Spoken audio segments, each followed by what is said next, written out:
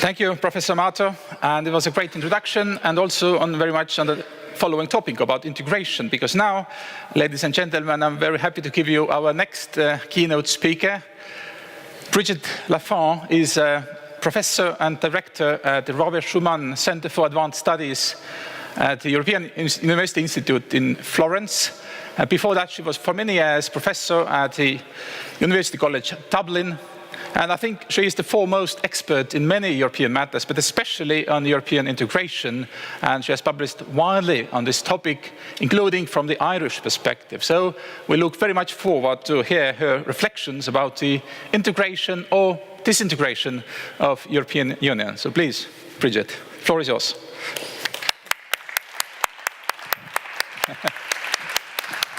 Thanks. Thank you. Good afternoon, everyone. It's a great pleasure to be here in Tallinn. I come from another small country on the extreme northwest, looking out onto the Atlantic, so a very different perspective because, as we know, particularly in Europe, geography matters. But I think it is important to think about, as small states, the importance that the EU gives small states in terms of having voice, rather than being subject to the whims and whims and power structures of the larger, more powerful states.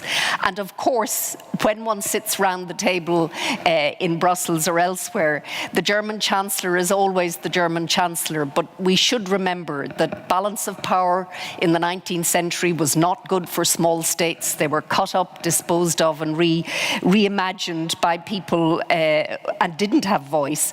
So we need, I think, there's sometimes a tendency for small states to think, oh, there's the weight of the large states. But I do think that broadly the EU is a very benign international system for small states. But what I want to talk about today is Europe disintegrating? Because I was asked to talk about this. And as you will see as I go on, I will argue that there's no systemic disintegration. But I will take seriously the forces within the EU that make the binding of this system extremely difficult. Scholars have known from the 1960s onwards that there were disintegrative phenomena associated with integration. That integration was never smooth or linear from autonomy and sovereignty to integration. The EU has always been subject to fits and starts, to shocks, to crises. And we know from Stanley Hoffmann onwards, his insight, that integration is often in the play of much larger external forces. So disintegration or integration by definition is not linear, and disintegration is the opposite to integration. It is, instead of ever closer union, it's ever more disunion. It is rather than integration and cooperation and coupling, it's uncoupling, it's the breaking apart, it's fragmentation. And in terms of looking at what disintegration might mean conceptually, we need to think firstly of systemic disintegration. And we know that polities and empires have collapsed in the past. We know in the near neighborhood here, this country, in fact, is the result of the collapse of one large multinational state.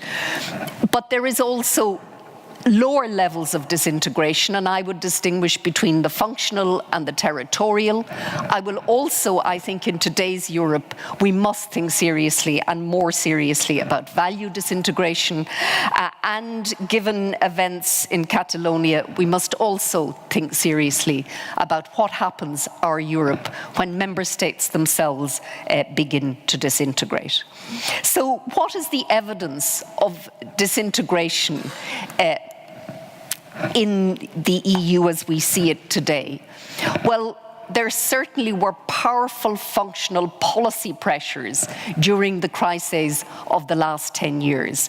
If one read the Financial Times, as one had to in those times of trouble every morning, there was always a bet on what the prospect for the collapse of the euro was.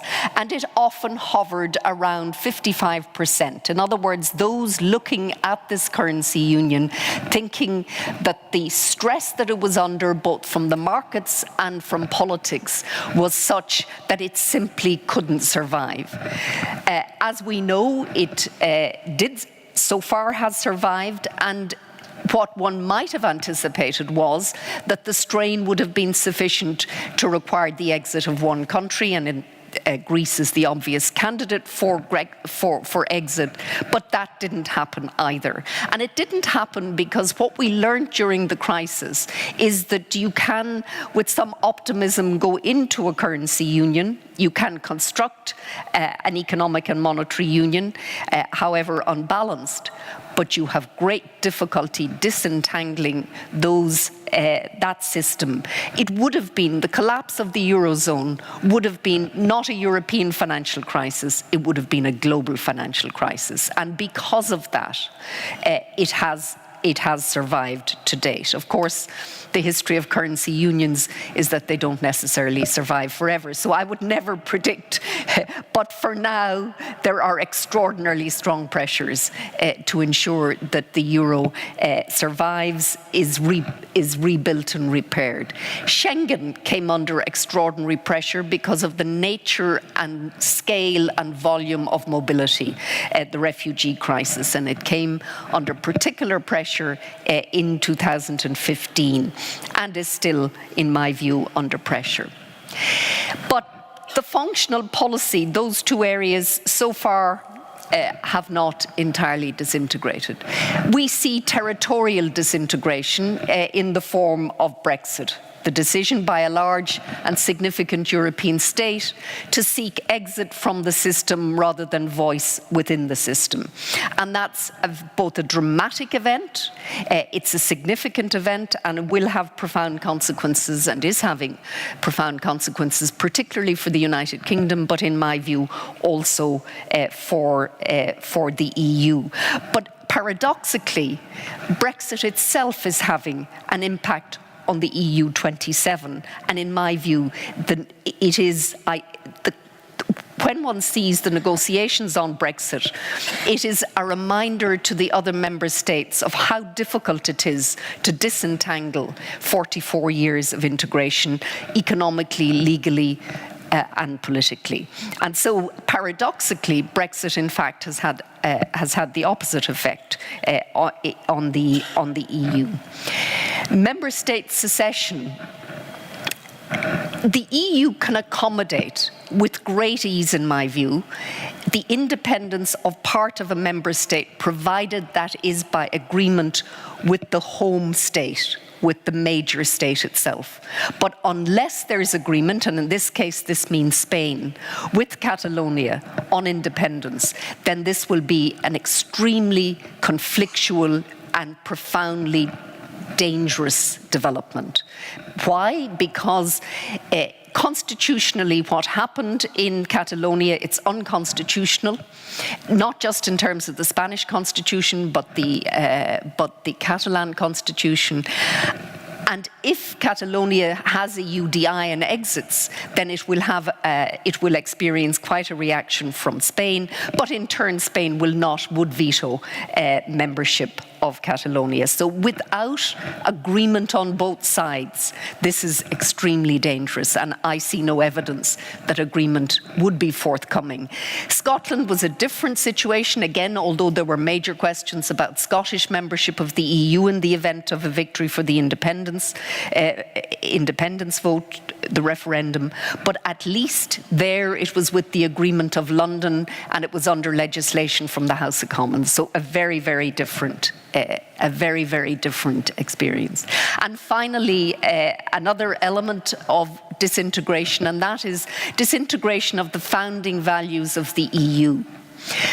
Probably as dangerous for the EU as Brexit, and some would argue more dangerous, is what is happening in terms of the rule of law, both in Hungary and Poland.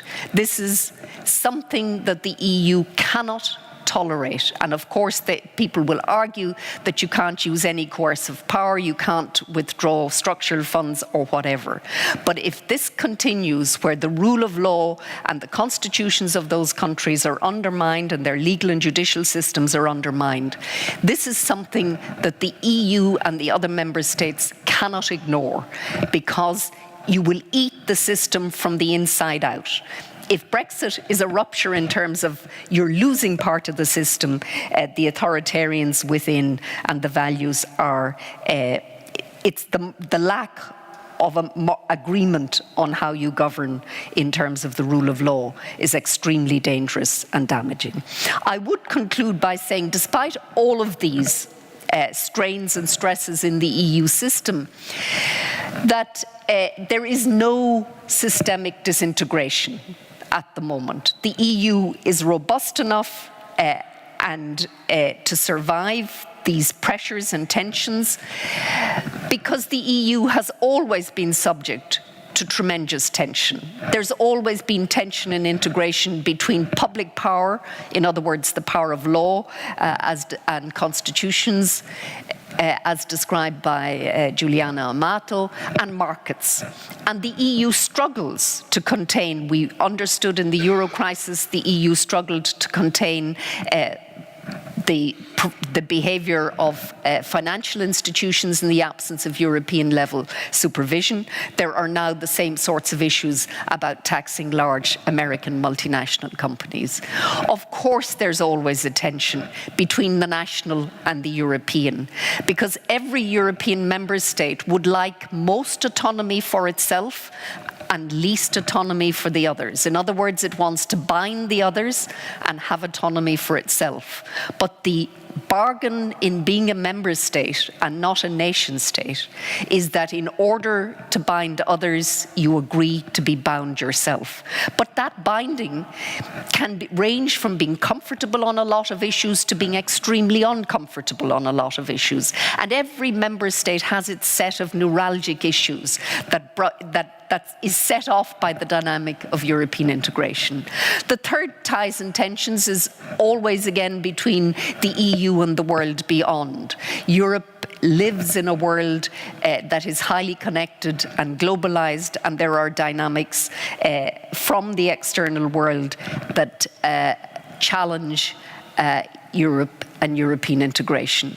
And then there's also that tension between our idea of the EU as a polity, a political system in the making, with all that we imagine that should be, and then as a problem-solving arena, as the place where the member states go to try to solve problems that they can no longer solve on their own. I would end this section by saying there's only one European Union. And what do I mean by that? The EU is all of the time faced with two challenges. The challenge on the one hand from the maximalists who say the EU isn't quite what it could be, should be, will be. And then those that say the EU is leeching member states of all of their power. In other words, the EU can often be subject to strain from both those, what I would call hyper-federalism on the one hand, and Euroscepticism on the other. But what we've learned from the crises, I think we've learned over the last 10 years, I would argue that the EU is a robust and resilient system of multi-level governance. If it wasn't robust and resilient, it could not have survived the Eurozone crisis or the more recent refugee crisis. So, in terms of a set of governance structures and capabilities, with all of the problems identified, institutional and other, but what we have on the other side of the equation is extremely weak multi-level politics. Why? Because today, and still today, domestic politics trumps EU multi-level politics. We take our national elections more seriously than we do European elections. They're second order. Our Europeans don't turn out in large numbers for those Euro elections.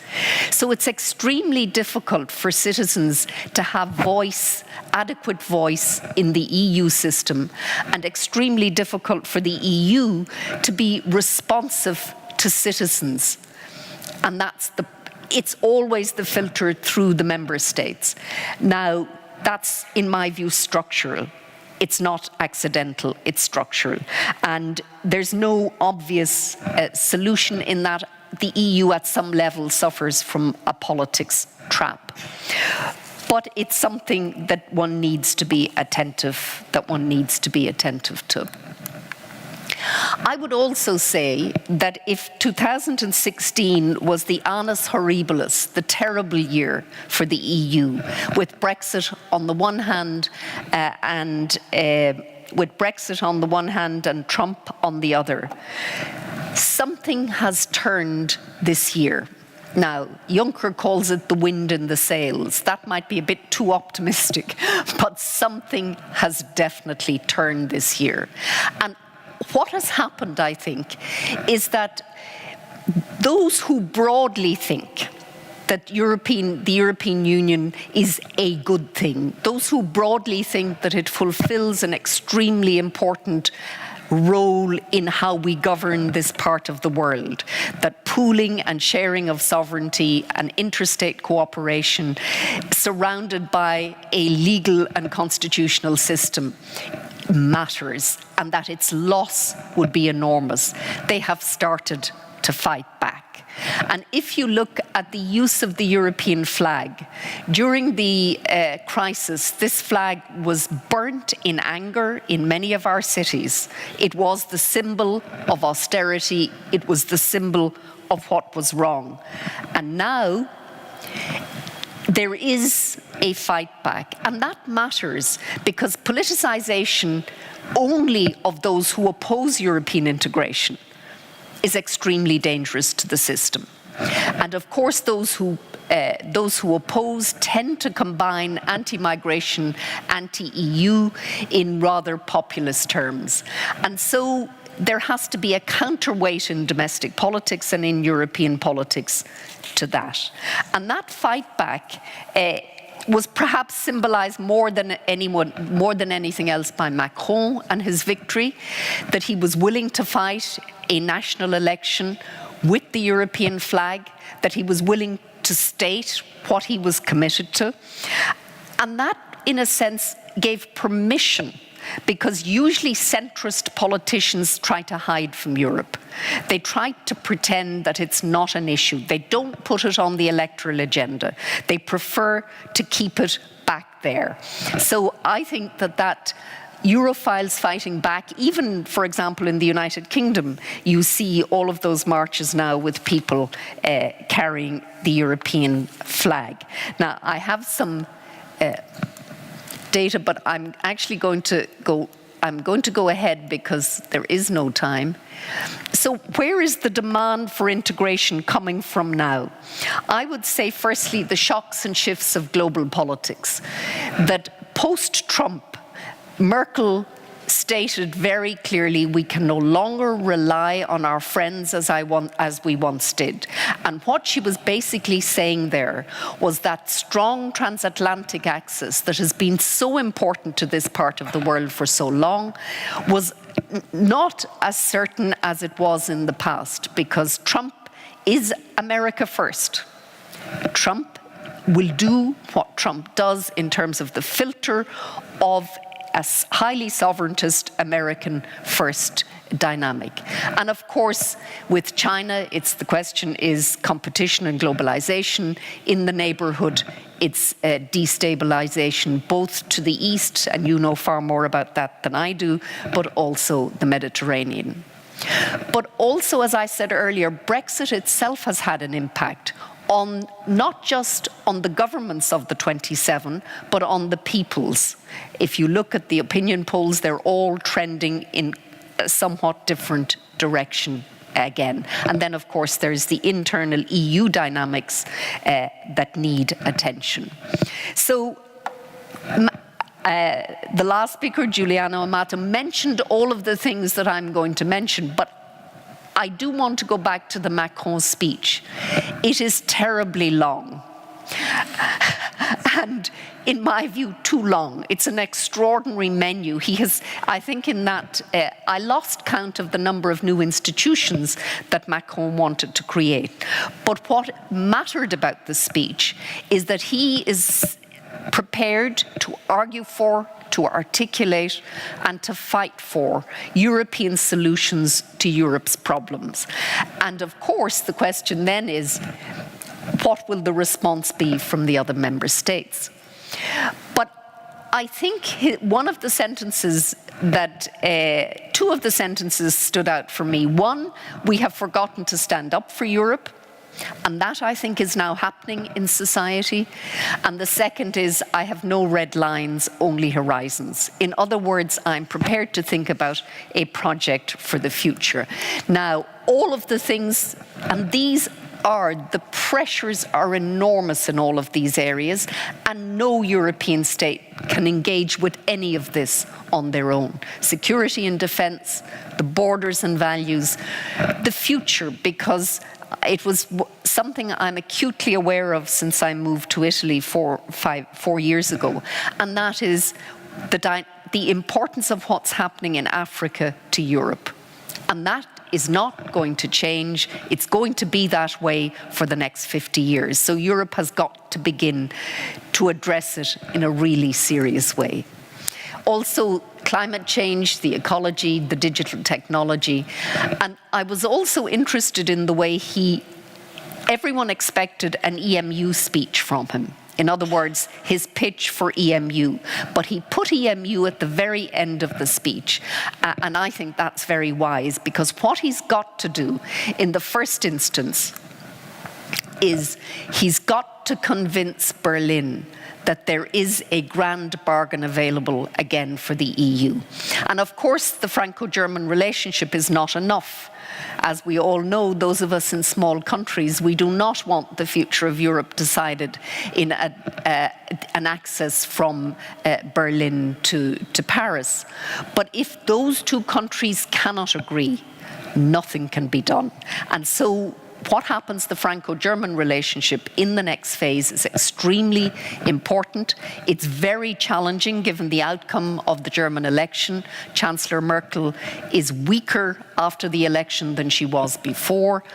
But she also, one of her great political talents is her capacity to weave agreement out of disagreement. She leads in a way often from behind.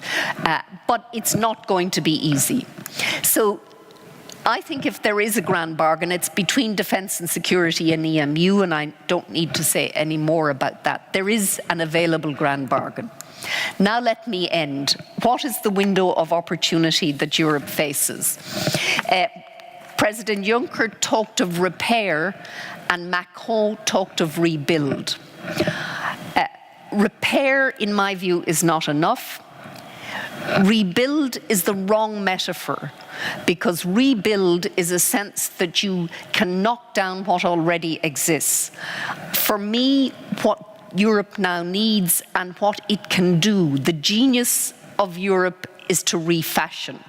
In other words, you take the ingredients that you have and you slowly remold, reorder and refashion in a way that's suitable for the 21st century. And if I were to use a metaphor, I would say it's one of those great medieval cathedrals that were built by artisans rather than architects, and that were built over a long time and subject to change and shift, to make sure that the system goes with the grain of what is possible. And what is possible is much better than what exists now. Thank you. I think you can sit already on the stage, because we can keep going, yeah. Okay. Then I'll... Thank you, Brigid. This was very rich and